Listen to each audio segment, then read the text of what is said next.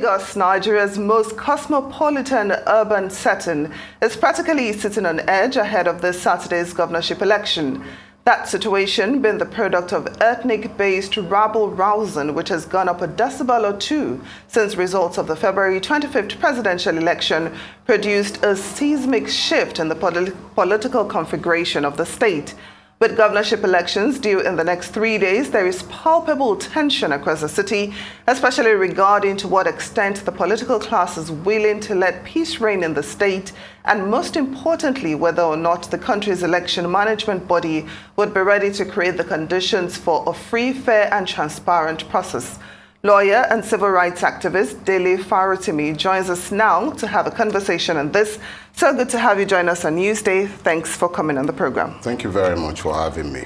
Well, let's talk about the ethnic tension and, shall I say, tribal politics that we've been witnessing, not even just in Lagos State, but in the whole of Nigeria. What would you say is responsible for it? Desperation. Pure desperation.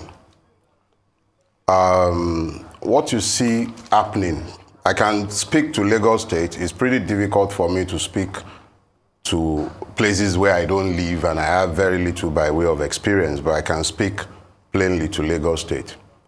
The seed for what is happening in Lagos State today was effectively laid with the fraudulent presidential election. And I say fraudulent because there is sufficient basis upon which to make that claim. But more importantly, the figures that were released in Lagos State as the presidential election result were already doctored before they were released. It has no basis in reality. Yes, Labour Party won. Do you have any evidence? Oh yes, there is more than sufficient evidence. Where INEC has become completely unreliable in terms of declaration of result, I will not even rely on the result that we have in our situation room. If I go by what PDP released in the public space, is more than sufficient. PDP said Peter Obi and Labour Party had over 900,000 votes in Lagos State. They had a little over 100,000 and APC had the same. The truth of the matter is that Bola Ahmed Tinubu was roundly rejected in Lagos State. It wasn't just the Igbos. It wasn't about the Igbos rejecting him. He was rejected across the length and breadth of Lagos State because it was a referendum on his 24 years rule and hegemony in the state. So when you now heard the INEC people announcing a result that was supposedly so close with such depressed voters number, I remember that I was on a rise maybe a couple of days after that result was released, and I said at the time very clearly that this result is not reflective of what happened. At my polling booth, they were counting votes up until 1:43 a.m. in the morning. My wife did not vote until around 8:30 in the evening. And so the same happened across the length and breadth of Lagos, despite the best effort of those who were bent on disrupting the elections. So when they brought out the figure, I said immediately that one, it was not as close as they would like to pretend that it was. It wasn't close, it was a whitewash.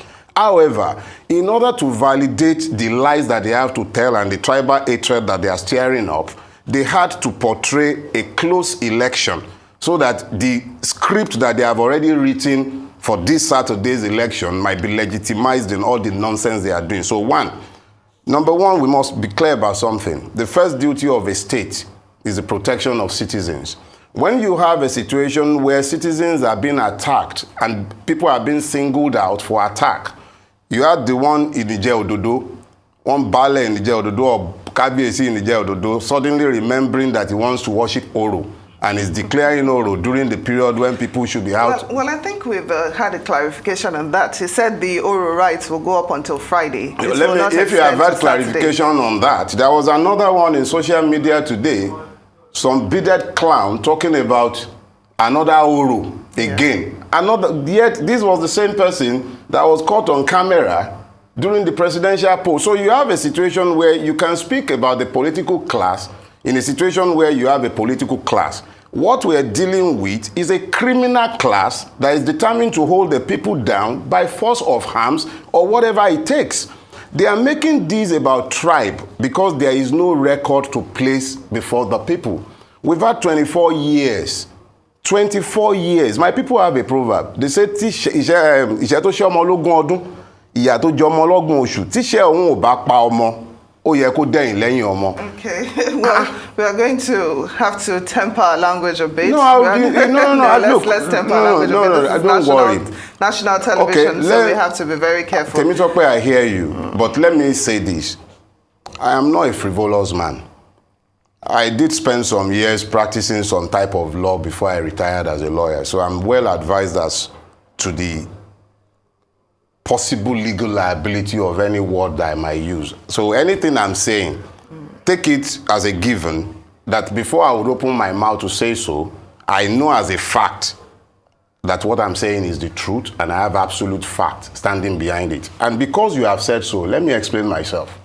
Over 2 years ago, I sat in this same studio and I announced to everyone that there was a murder plot over my life. And I then went on, this was after I had submitted petitions to the DSS and to the State Commissioner of Police.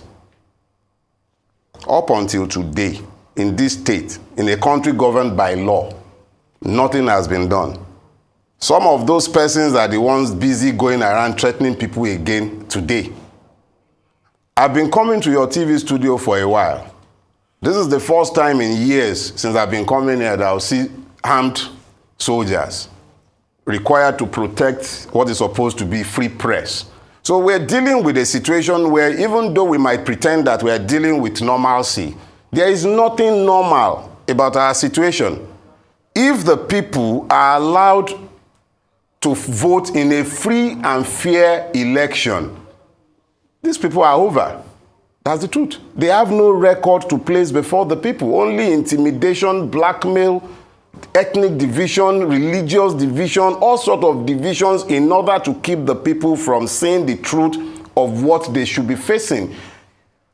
Was it the Igbos that have been digging up roads in Lagos State over the last 24 years? Has the Igbos been the one that have stopped the rail that has taken 7 kilometers or thereabout that has taken 16 years to construct? Was it Igbo that stopped that? Who is the person who is busy selling all of Lagos to people that is now shouting about Indigbo, Indigbo? There is just a validation of hatred in order to divide the people's attention so that they might not face the issue. The real issues are about a collapsing state, a collapsing country. They might want to forget all of that and distract our attention. Let me just interrupt you briefly. Please. Earlier you talked about criminal gangs, being given free hand to run. Yes. And of course, we've seen all sorts of posts and videos on social media that could be characterized as hate speech. But, sadly, nobody has been arrested, nobody has been prosecuted. So I'm wondering, is it that there are no laws against such, or is it that the laws are not being implemented? If the laws are not being implemented, how do we enforce that? I've been shouting for years. It's pretty much the same seat, talking about the fact that we are not a country governed by law, and that we are a country governed by impunity, that our policemen pretend to uphold the law, but they know that they dare not uphold the laws. If they tried it, their political masters will end up in prison cells.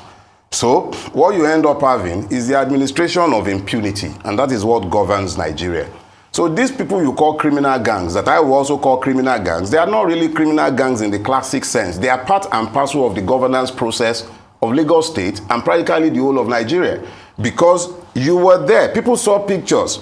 There, right there in broad daylight, policeman standing, the evidence of the state. In Yoruba language, you call policemen Olokpa. Olokpa actually emanates from the person who carries the staff of office, the Oba staff of office, is insignia and authority. So, in the Yoruba's mind, the Olokpa is the symbol and representation of the state. You saw policemen at multiple locations standing aside while thugs, quote and unquote, we call them thugs, but they are not thugs. These are stakeholders in the governance of the state. The BBC had a documentary where they had MC Mushroom Pikin calling governor. That is what we are all pretending we do not see. And that is what they are hiding behind the hatred that they are stirring up all over the place. So you and I will call them gangs because that tickles our fancy and it helps us to deodorize those who wear bow ties, wear suits, wear agbada, sit down in your studio and speak Dogon Turenchi to cover up for those who are carrying guns and are threatening everybody else's peace. The reality is that they are not criminal gang in the true sense of it. They are part and parcel of the governance of Lagos State and have been for the last 24 years. So if we say we are a state or maybe a country governed by impunity, how then do we change this narrative? You said you've been here several times talking about the same issue. So that in case for you not to come back in a few months' time talking about this, what then would you say is the way forward? There is no danger of me coming back in a few months' time to say this. And I'll tell you why. Ultimately, if people get the kind of government they deserve, the Nigerian people can blame Tinubu, they can blame Abiola and Obasanjo, blame this, blame that. Ultimately, they bear the responsibility for the governance of their country. When you find people who knows the truth but finds a basis to justify their hatred, which blinds them from what they should see, they are telling you all of a sudden that a person born of a Yoruba parent to an Igbo mother is no longer a Yoruba. They are justifying hatred. These same people were so progressive in their thinking that they were the first to start appointing Igbo commissioners. There is somebody from Kanu in Lagos State. So they are progressive when they need to be, but when it serves their purposes to demonize in order to divide, they remember very quickly. All of a sudden, look, at the end of the day, they want us to have these asinine debates, debating nonsense when we should be facing issues. The issues are, how is it impossible in a state that is more or less underwater that the whole of Lekki Peninsula does not have a square inch of pipe-borne water after 24 years of the genius of Bodilon? How is it that in Lagos State, we still do not have a coherent education system and nobody who can afford it will send his child to a government school? And that is when the government school is even available. You have less than 3 out of 10 classroom spaces in Lagos State owned by the state. And how good are those schools? Those are the questions we should be asking, but they will prefer that we are not asking those questions. They will prefer that we are talking about his Baba is Igbo, his mother is this, his hype-up, is that. Nonsense. Those are the distractions, and it is up to the people to either allow themselves to switch on their brains and decide what is in their own enlightened selfish interest, or they continue to allow their enemies to point at their enemies for them. I have made up my own mind. When all this is over, Nigerians will live with the consequences of their choices, because at the end of the day, even where they did not choose, such as the last election, where we chose across the country in overwhelming numbers, they have started applying tribal and ethnic sentiments in order to divide what was a nationwide cohesive mandate and divide it to portray it as an ethnic agenda. And Nigerians are the ones who are receiving it in spite of what they know. So it's really, if you set yourself on fire, the blind still wouldn't see. So what's the point?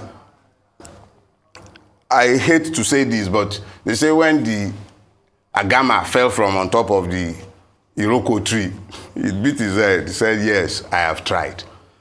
It shall be said that I did my best, so don't worry. It's unlikely you'll find me in your studio. I'll go and take care of my wife and my children and face my own business. I've tried my best. It will be up to Nigerians to decide their own future. Well, just before you retire, we're still going to ask you a few more questions. Please. And I would like to make use of your legal knowledge. Now, for those that have fallen victim of this ethnic tension, for instance, we've heard of shops of Igbo traders being burnt. We've heard that some people have been threatened physically not to dare come out and vote on election day if they're not voting for a particular candidate or a particular party and so on. So can this set of people maybe sue for compensation? And if they do, who would be held liable? Let me talk where we ask these questions about a society that is far from ideal. I practice law. But surely there must be somewhere we can run to. People say the judiciary is the last hope of the common man. The judiciary is the last hope of the common man. An often repeated quotation. But the unfortunate reality of the Nigerian is that our judiciary is not the last refuge of anybody but the rich. The poor will get judgment. The rich will get justice. I rarely talk about my own issues. I speak to national issues, but I was grievously wounded in my private space by the powers that be in this state. And I went to court. You know, they tell you, go to court. Just like you are counseling what they might be able to do, these people who are aggrieved. I went to court. 3 years after, I'm still in court. My case hasn't been called for one day like this, in this court. So when you live in a country where people obliquely, they talk about, there was an SAN, because I don't want to ruffle too many feathers. So this SAN was the governor of a state. And it became a mantra that when they gave you certain dates, if you are prosecuting certain cases against the state or persons who have influence in this particular state in question, the judges will give you dates when the judges were already aware that they will not be sitting when they were on assignment elsewhere. So they started calling those dates by the SAN's name. So let's imagine that the person's name is Dele. So they started calling it Dele's dates. So you knew when you were handling such cases that both the registrar of the court and the judge, they both knew, they knew from day one what dates in the court register the court will not be sitting. But those are the dates we are going to be getting in those cases. So 7 years down the line, if I was paying a lawyer 3 years after my case had not been called, wouldn't I be frustrated and walk away? That is the lot of the Nigerian. There is a place, they will trumpet, they will tell you that they built the free trade zone. They are going to bring airport. Those are people's ancestral homes. They are sources of livelihood. Lagos State government grabbed it. We've been in court on behalf of some villages, 140 villages in the Ekpe axis. We've been in court for probably like the last 5 years. One adjournment after the other. So they will always tell you, go to court, because they know they are waiting for you in the court. That's the unfortunate reality. So really, the only recourse for the Nigerian will be a readiness to assert their citizenship. It will be up to them to find ways to do that. Because when you say assert their citizenship, what do I you have mean? never hidden the fact of where I stand. Our governance system does not flow from our free will. It flows from a military imperative, and that is Decree 24 of 1999. If that document had flown directly from our own will, if it was an expression of our sovereign will, the first president that served using that constitution would have respected our will and understood that he gained power by virtue of our will. But because they had never respected our will, it has always been up to them to decide what to do at any point in time, because they are not bound by the law. So we are in a situation where the Nigerian people would have to, on their own, determine what is in their best interest. And then, as far as I'm concerned, the only way to change this system is by a revolution. The only thing I will not sanction is violence.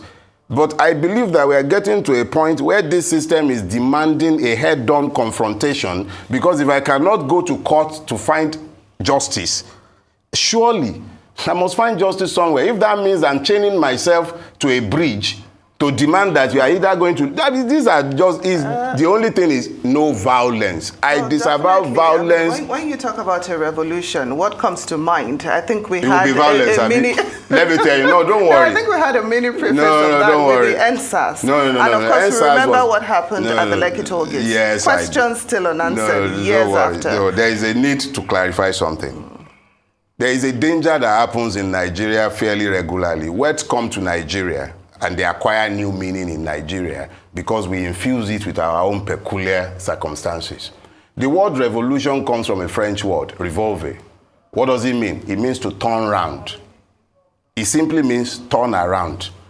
The way we are going, our trajectories, is not suggestive of sustainability. It should be clear to anyone who is looking at our situation that you can't sustain this. Whoever becomes the president of Nigeria on May 20, whatever it is, May 29. would have to contend with 77 trillions in debt.